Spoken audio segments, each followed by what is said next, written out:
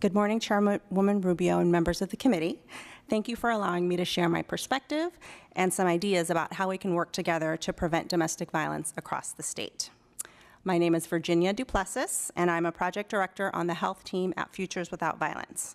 We're a national health and social justice nonprofit based in San Francisco with one simple mission: to heal those among us who are traumatized by violence today and to create healthy families free of violence tomorrow. Our groundbreaking programs, policy development, and public action campaigns are designed to prevent and end violence around the world.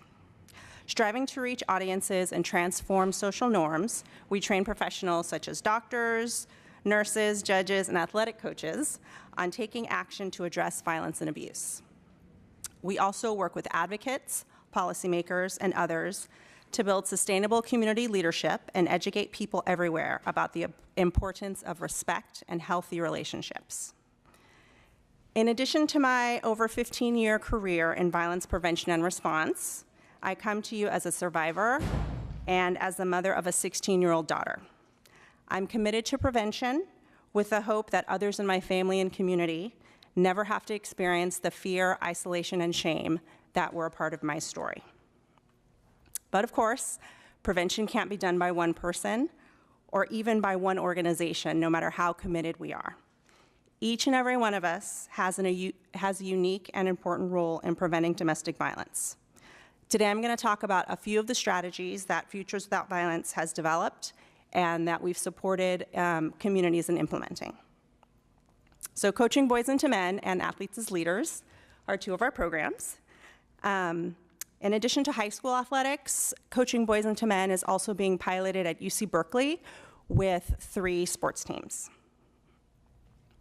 We know that sports can be an important vehicle for social change and have developed a partnership with Major League Baseball.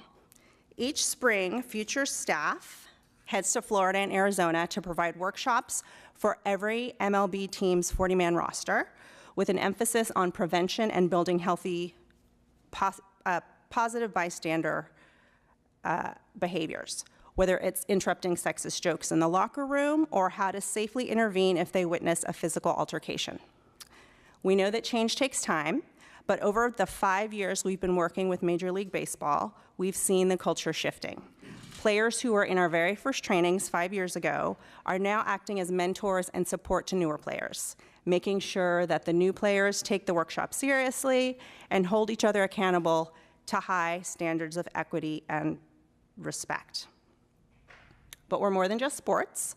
Our organization actually started off as a tiny office in the basement of San Francisco General Hospital, where we supported domestic violence survivors who were coming through the emergency room. Since then, we've expanded to a national program that includes research, training, and resources for a wide range of healthcare settings. In fact, for over 20 years, we've been the federally designated National Resource Center on Domestic Violence, and recently became a partner in the Violence Prevention Technical Assistance Center for the CDC. Here in California, we led the Domestic Violence Healthcare Partnership, which was funded by Blue Shield of California Foundation. It included 19 clinics from across the state that partnered with their local domestic violence programs to better prevent and respond to domestic violence. Healthcare providers were trained on how to talk with all of their patients about healthy relationships and provide information on advocacy resources. So instead of just asking a screening question like, are you being hurt by a partner, providers in this initiative actually started with conversations about consent, respect, and relationship safety. Both our quantitative and qualitative data show improvements for both the providers and the patients. Providers felt more confident talking about domestic violence prevention, and patients felt more supported by their providers. Many patients shared that the interaction with their provider was the first time that anyone in their lives had talked to them about what a healthy and safe relationship might look like, what they deserved, and how they deserved to be treated in a relationship. And they also shared that they were taking the information back to their friends and family. This is where we see the incredible ripple effect of prevention work.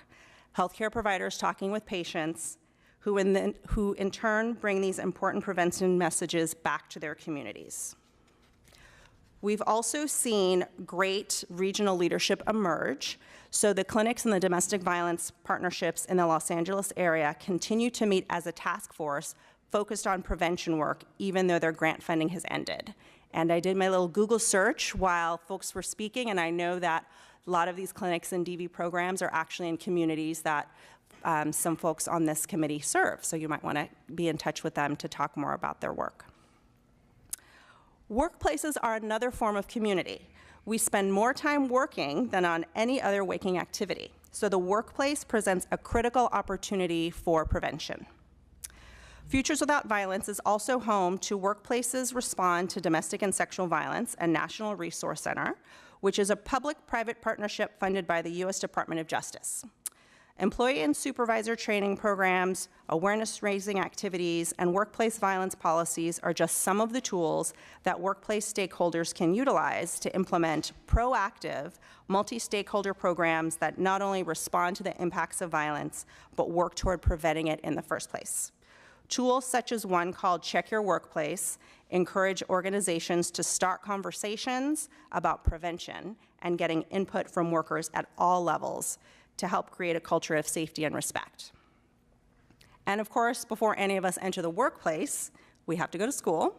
So Futures Without Violence has helped create prevention programs from early childhood, K-12, and college campus settings. So from preschool to PhD, we have evidence-based strategies that can prevent violence before it occurs. For example, in our work with Head Starts, we've created resources for teachers and staff to talk with all caregivers about healthy and safe relationships. For middle school, we have a program called Start Strong that, among other things, provides tools for parents to talk to their kids about dating, relationships, respect, and healthy friendships. On college campuses, we convene leadership institutes for students, faculty, and staff to create comprehensive prevention plans. And although we bring our own tools built on years of research and on-the-ground experience, we always encourage communities to adapt them to meet their unique needs and strengths. Prevention is possible. Violence and trauma are not inevitable parts of the human experience. We have concrete strategies to help individuals and communities eradicate domestic violence, and hope this committee will help create those opportunities to implement them across the state. Thank you.